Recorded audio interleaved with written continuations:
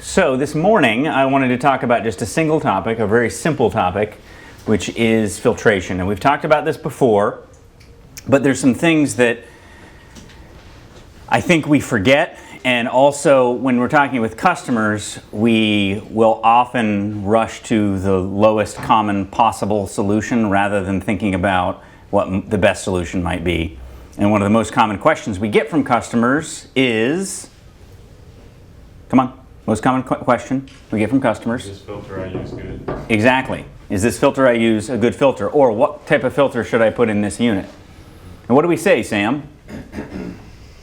The good filters? the best filters. What? I've never heard that question before. Yeah, what? What? Let me ponder this before. It's never come up. So it is actually surprising that I think we don't all have a consistent answer to that question. And do you know why we don't all have a consistent answer to that question? Because we all are making up. Well, that's one reason, because you kind of make it up on you go as you go. 95% of statistics are made up on the spot. That was a good one. That joke was like a puppy. It was a little rough. I came up with that this morning. I wanted to repeat it.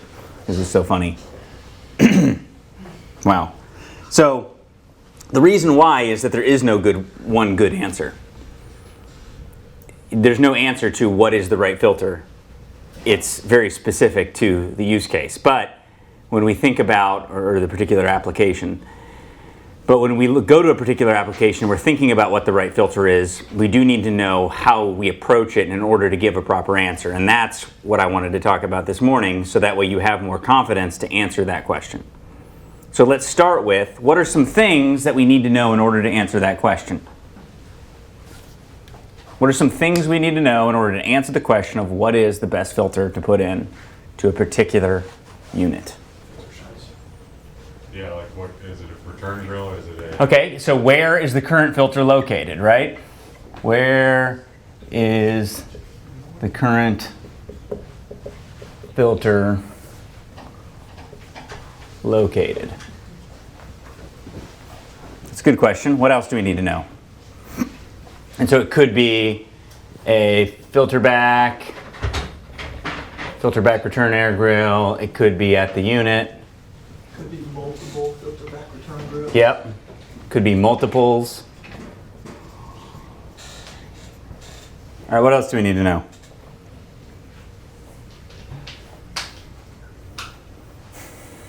What's the question? What do we need to You know? know what the question is. It's true. What do we need to know in order to suggest to a customer when a customer asks, or, just as part of our regular work, what is the best filter that we can put into a particular application? What is the right filter to put into a particular application? What else do we need to know? Any concerns I having? You could, so you could understand. Understand why they're asking the question.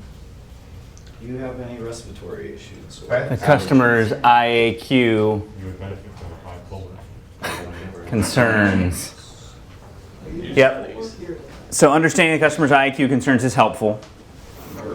But let's just say that we're not necessarily trying to tailor something to the customer. We're more so just trying to answer the question of what is the best filter I can put in this thing. We want to answer that question. What is the what? Airflow. What is the airflow? So I guess system requirements. Or understanding the system. System airflow. Yep. I would also look at the system design TESP. Now, the design TESP doesn't tell the whole story. You actually have to look at the fan curve, the actual fan chart, in order to know fully the effects of static pressure. But if you don't know the design total external static pressure, then you don't know how much headroom you've got to work with. And so just as a very simple thing to look at, go to the air handler, go to the furnace, and look at what your design total external static pressure is, right? And then I would go ahead and measure my total external static pressure. What else could you measure to understand a little bit more about what filter could be right or wrong for this system? Are your gears turning? I'm hoping at least your gears are turning before I answer the question. I'm trying to assess gears right now, and I'm not really getting a lot of feedback. Go ahead, I don't Kirby. know the name of it, but you showed it one time in class that shows all the stuff in the air is like an air analyzer of some sort. An air analyzer. So, okay, interesting. So you could use, and that's not a bad idea, and this kind of goes back to understanding the customer's IAQ concerns. You could use a particle counter or an IAQ meter. And a lot of you have the Temtop meter, instrument, whatever you want to call it. It's a tool that measures the air quality, measures particulates in the air, PM2.5, PM10, CO2, and VOCs, total VOCs is what that measures. So you could look at that, and that would give you some sense of whether there's a air filtration problem. But what else would we measure? Well, I think we would probably measure our current pressure drop across our current filter that's in place. Because generally there's going to be some filter in place. So pressure drop across the filter. Does anybody know how to measure pressure drop across the filter? How? You use your manometer and you check right before and right after the filter while the air is running. Yep, right before and right after. And a lot of people get real worked up about whether you put the positive or negative, but you know what? It's going to give you a number, and whatever that number is, that's the pressure drop. Whether it's negative or positive, who cares? It's whatever the differential number is across that filter. Don't get too worked up about it. So it's actually a really simple thing to measure. How would you do it if the filter is a filter back with a direct return? How would you do it if it's a filter back with a direct return? You just put one, so you zero it out in the room, right? And then you take it and throw it in the return and shut the grill. That's hard, isn't it? Really tough. Really tough. And if you use the field piece wireless one, you don't even have to do anything other than literally just take it and throw it in the return. That's pretty easy to do at that point. Right? I mean, I wouldn't throw it too hard. You might break it. Underhand. Yeah. I think they've been fully tested to underhand tossage into a duckboard return box specifically because there's a little more spring to it. They have a lab where they test these things. All right, flex would be fine too. Yeah. If it's metal, then no. So pressure drop across the current filter, and I wanted to mark this one because this one is what we like to call quantitative, which means that, it's quantitative because it gives a number to the actual real world conditions that the system's currently operating under. Now, obviously, if the filter's dirty as it stands, then that's kind of a dumb test. You just change the dirty filter, right? Check it after the filter's already clean. But it gives you a really good look at this current filter that you've got. Is it adding in too much pressure drop? And how much is too much pressure drop for a filter? Well, we can make up a statistic. Just make up a statistic, right? There is no one answer to that. But if you are over 0.2, there's going to be almost no circumstance where that's not going to be a problem. Now, it's possible if your ductwork is so pristine, so enormous that you have almost no static pressure drop in your ductwork. But again, for most of these systems, again, this is our market, the type of equipment we work on, 0.5 is about all the headroom we've got, but as we've seen, we've got air handlers we're putting in that have a design total external static of 0.2, meaning that their rating is based on a 0.2 total external static pressure. That means that the filter alone takes up all of your static pressure.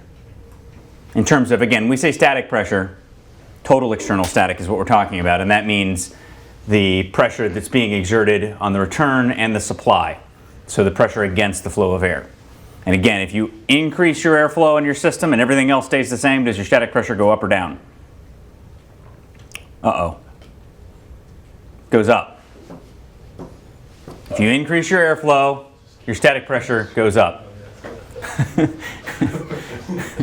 You can't answer the question after I already give the answer. Everyone knew, we just waiting. You're just waiting? Yeah? Yeah, wow. We're giving people on the video that time to answer. Is this like Dora the Explorer? What does the static pressure do? Very good. Now you have to ask the question like twice. Right. And wait for Does the static pressure go up or down? You ask it in Spanish. Right. I get, right. Yep.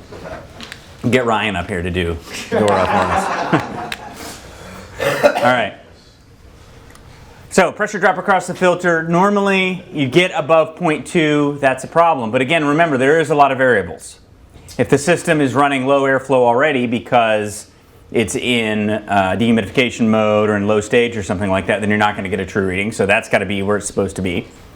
You got to know something about what headroom you've got, meaning what your static pressure is designed for the system. And again, there are cases where we can run the static pressure a little higher than what the design is, but that's where you can look at the fan curve to know the effects. But regardless, there isn't a system that works better under high static pressure, and I'm going to give a caveat, other than very old systems in which you actually had to add more static pressure in order to get the airflow lower to where you needed it to be.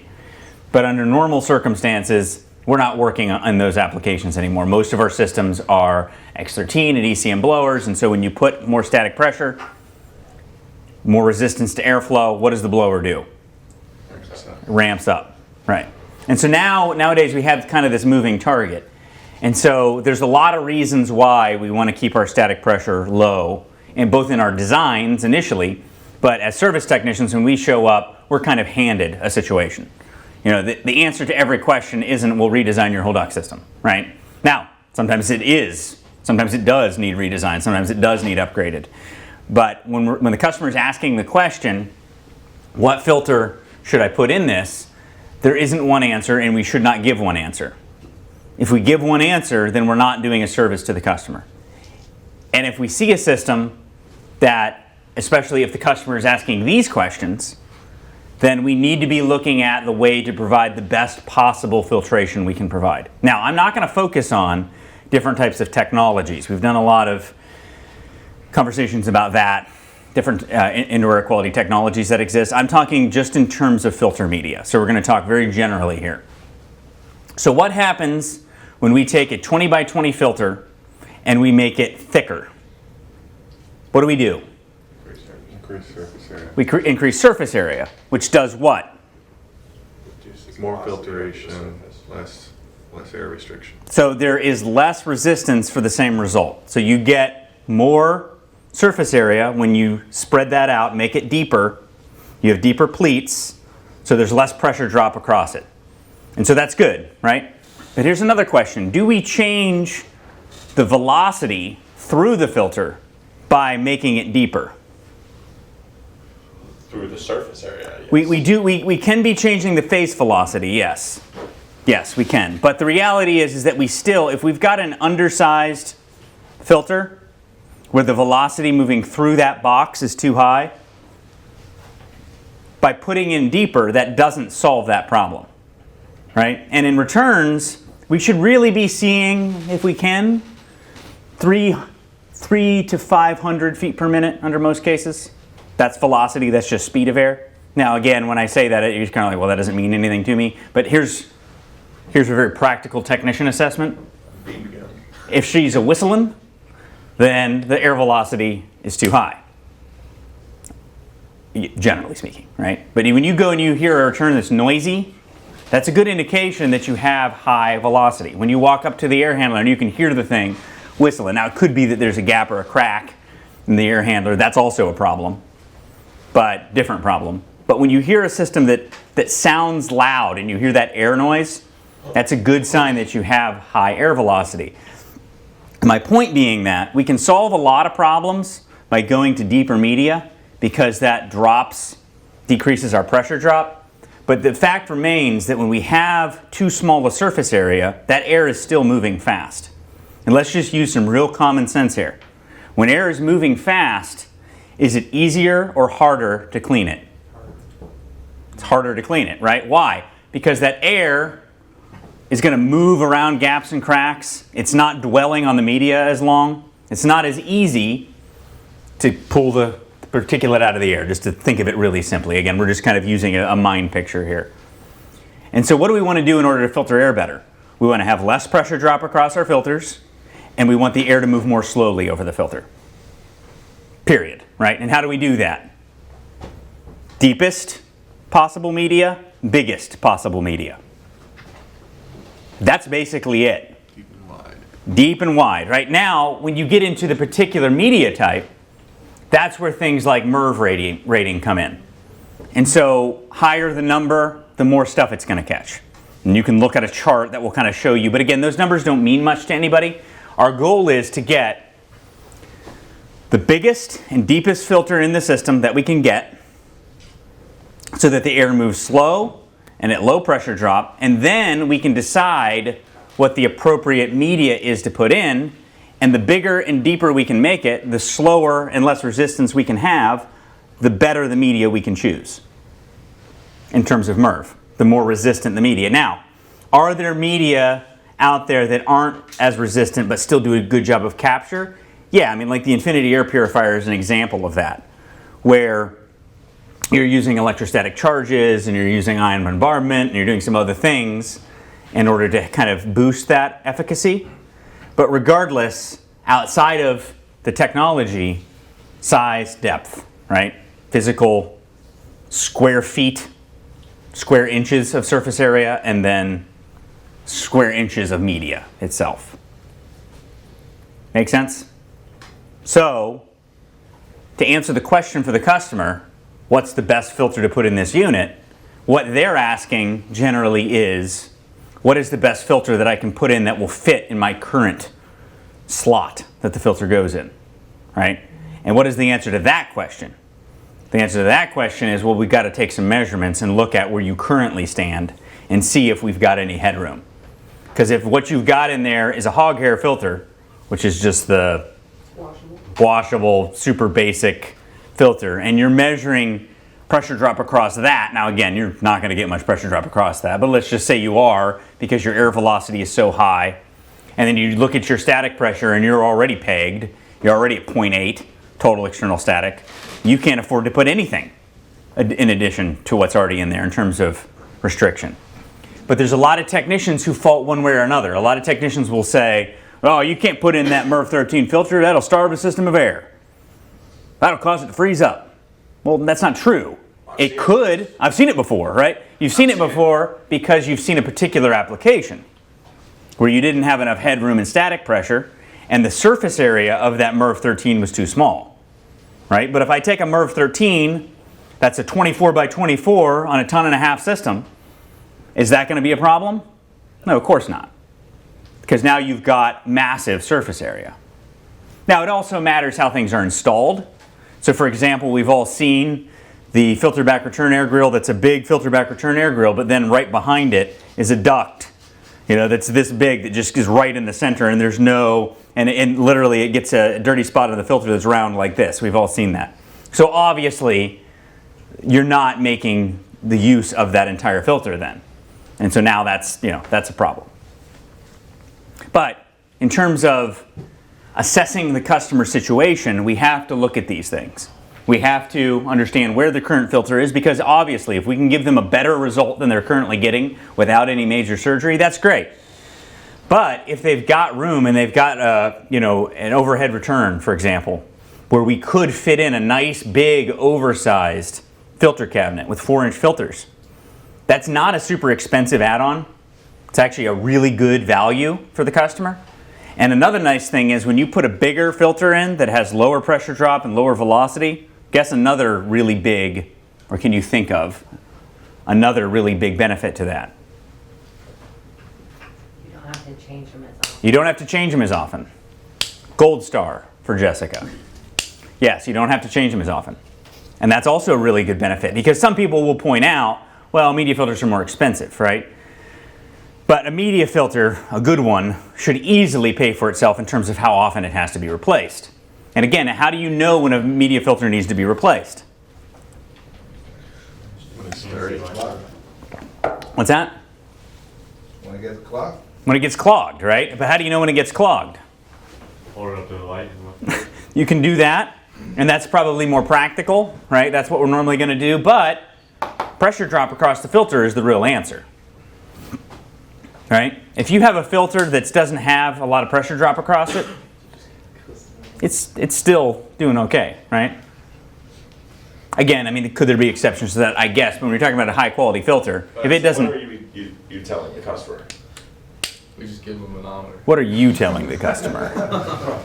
I tell the customer when it gets dirty, Right. or once a year.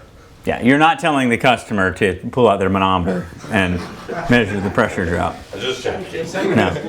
They did actually used to make little indicators that as the pressure drop increased, the ball would start to float and say that it was time to change it. Those are kind of cool. We can just install manometers on every one that we. Manometers on every one, right? Just sitting there, Right. hooked up, ready to go. Ma'am, let me show you how to put Measure Quick on your phone. What are your feelings on Bill those, supports this. those activated carbon filters? Okay, so activated carbon or charcoal filters are great. Carbon is an excellent technology. It's a very simple technology. It adsorbs a lot of chemicals from the air, so things like odors and other VOCs in the air. Carbon is great. There's a couple downsides to carbon. One is, and this is actually from a very practical standpoint, those of you who see carbon filters out there in the field, they look black to begin with. And so don't like, man, this thing's really dirty. We must have a smoker on our hands. Ma'am, have you been running a diesel truck in this house? I see your problem right here. Yeah. So that's the obvious one. And so it's harder to visually tell when they get dirty. But the other thing with carbon is that the carbon that's often used on these filters, especially inexpensive ones, isn't high quality, and it doesn't really last very long. The effect doesn't last very long. That's also true of a lot of electrostatic filters, where they'll rate them based on an electrostatic charge that they apply, but then that electrostatic charge doesn't last. So yeah, they might work well for a couple of days, but then that effect wears off. And so you're not going to get better than in a standard filter than just really good quality media. Just good quality, fibers that are going to capture particles. Do I love carbon? Yes, I love it as a technology. I think that it's an emerging technology. But the reality is that for as often as we're generally changing filters, it's probably not a huge effect. Now, if you're in applications like a dentist's office, we did some work in a dentist's office recently. There's a lot of VOCs in the air. You could potentially use like a carbon pre-filter, a very low resistance carbon pre-filter, and then change it a lot in the returns, and then still use a big 4-inch media in the systems. And that's the technique that we employed. And so even the idea that you can never double filter, you'll hear people say that, you can never double filter, never have two filters in series. Well, that's not true. It's just a matter of what the static pressure drop is. So as long as your static pressure drop isn't too high, that it's driving up your static pressure on your system above the design, then it's not an issue. And so you can do whatever you want in terms of filtration strategies, so long as you have enough surface area and you're actually looking at this stuff. And the things that we really care about in terms of how to make a filter work well is we don't want to have the air moving too fast through it, and we don't want there to be a big static pressure drop across it. And now thankfully those two things are directly related to one another, so it's not that difficult to figure out. When you've got a high pressure drop across a filter, it's not that the filter's bad, it's that you're running too much air through it. So you can buy one of those, Mega Monster MERV 15 Cherry Bomb filters from Home Depot that've got the pleats like this in them, and you can put it into a system that works great. But it has to be a low airflow system, generally speaking, or you got to use a much bigger filter. But the problem is we think in terms of what fits in the slot. That's our mindset. The filter that goes in that unit is the size that fits in the slot. But that's not a good way to think about it. Sometimes the one that fits in the slot is okay, but as I've talked about before, these slots aren't designed very well for a lot of reasons. They're hard to get in and out. The doors are hard to get in and out. The doors leak. I don't really want to see us installing systems with regular filters in them if we can help it. Because, and truthfully, we should be sealing those filter doors too when we're done. So that way, it's not going to leak around it. And I don't care, probably thumb gum around the back edges, or and then put it on and be fine, or tape, or whatever you want to do. But we really don't want gaps and cracks. Gaps and cracks lead to moisture being drawn into the system that cause condensation issues. Gaps and cracks also result in bypass air that's bypassing the filter and getting the coils dirty and the blowers dirty and everything else. So in terms of, and we've talked about this a lot, in terms of providing customers with good indoor air quality, I don't have a problem with some of these high-end out-of-the-box products if they're properly applied and if you understand them. But I do have a problem with them if you're jumping to that without understanding the basics of filters, things like bypass air. You know, if you got a giant return duct leak, I don't want you focusing on putting a bipolar in it, right? You're pulling in a bunch of crappy attic air into the house and you're trying to solve it with some product that you're plugging in. If you do everything else right and then you really understand the technology you're applying and you ask the right questions to the customer and you give them a product that they're going to understand and is going to provide a good result, then great. But in terms of what I wanted to kind of pin down here is when the customer asks the question, what is the right filter for this unit? The answer requires a little bit of measurement. All right, I took some measurements on the system and you actually can put in a little higher MERV filter. You know, be careful. Well, let's look at some options real quick and kind of see what we've got. And you can look, like for example, a lot of the off-the-shelf filters that you buy will give you a rating. Like I think it's Filtrete or Flanders, one of them. Right on there, it gives you kind of a guide from airflow for that particular filter and what the static pressure drop will be across it. I got one from my house, my Mitsubishi upstairs. It's a regular vertical. And I was planning to grab a filter from the office and I was like, oh crap, I forgot. So I stopped in at Ace and grabbed one and I threw it in. I'm like, man, this thing is really screaming at me. So I pull it back out and look at the little guide, and based on the airflow of my system, it was like a 0.25 pressure drop new. So obviously, that's not going to work. And in terms of what we would like to see, we would like to see pressure drops of 1 or less. It's crazy when those Filtrete ones, like a 20 by 16 filter like that, it's designed for like a maximum of like 700 CFM. Yeah.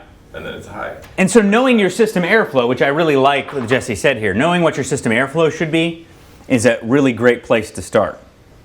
Now there are a lot of purists out there who say that you got to refer back to the manual J every single time. And again, if you're doing a new system install where you're responsible for the ductwork and all this sort of stuff, okay, that is a good idea. But for a technician in our market, and I'm going to get flack for this, 350 CFM per ton is what we run. And a lot of it is because we're dealing with very imperfect houses. And we're not doing blower doors on every house and solving every leakage problem. And so we're trying to set up our systems so they do a really good job of latent removal.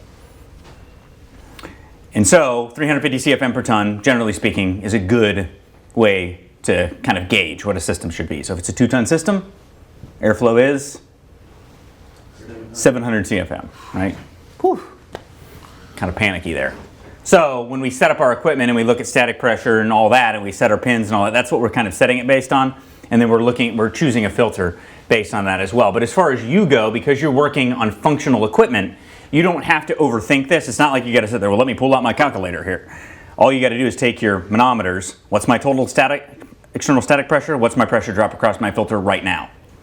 And it'll give you a really good indication of whether or not you've got headroom to put in a better filter in this current slot. If you don't, then the answer is, okay, can we put in a 4-inch media filter on this piece of equipment easily? Can we put in a return filter that's the 3 or 4-inch return filter that recesses into the grill? Because that's a really nice option. Can we increase the size of returns? Can we add returns? There's a lot of things that can be done to increase our filtration by decreasing our velocity and decreasing our pressure drop across our filters. Does that make sense? I don't want you to overthink it right now. As we go deeper into these classes, on occasion we're going to look at how to do some of the math and some of the rules of thumb and all that. And again, for technicians, it's very different than designers or even installers. As an installer, you do definitely need to be measuring total external static pressure before you walk away from a system. Sometimes I'm seeing this not showing up on reports. It's probably maybe you just didn't put it in the report, but my guess is that sometimes you're not checking it. And total external static is something you need to be doing because you really can't know whether your system's running efficiently at bare minimum, whether or not if you're not taking it, and then also in some cases you're not going to even know what your airflow is. Because on a lot of systems, when your static pressure starts to get too high, that system's not going to produce the airflow that it's designed to produce, even if it's an X13 or an ACM. Because those curves start to tilt backwards as you get to higher static pressures, meaning they start to produce less airflow. We see more motor failures too. Yeah, more motor failures, the motors run hotter, the system's less efficient. It's just bad if a system has high static pressure. And again, I know that a lot of times we don't do these things because we don't want to know. You know, like, oh, I just finished the day and I'm used to getting done at 3, and now I've got high static pressure and I'm going to have to deal with that. Right? But we got to deal with it because we can't deliver the customer an inadequate result. We can't deliver the customer a system that's not going to last because of that static pressure. Cool? Any questions? No? Great. Have a wonderful week. Thanks for watching our video. If you enjoyed it and got something out of it, if you wouldn't mind hitting the thumbs up button to like the video, subscribe to the channel, and click the notifications bell to be notified when new videos come out. HVAC School is far more than a YouTube channel. You can find out more by going to hvacrschool.com, which is our website and hub for all of our content, including tech tips, videos, podcasts, and so much more. You can also subscribe to the podcast on any podcast app of your choosing. You can also join our Facebook group if you want to weigh in on the conversation yourself. Thanks again for watching.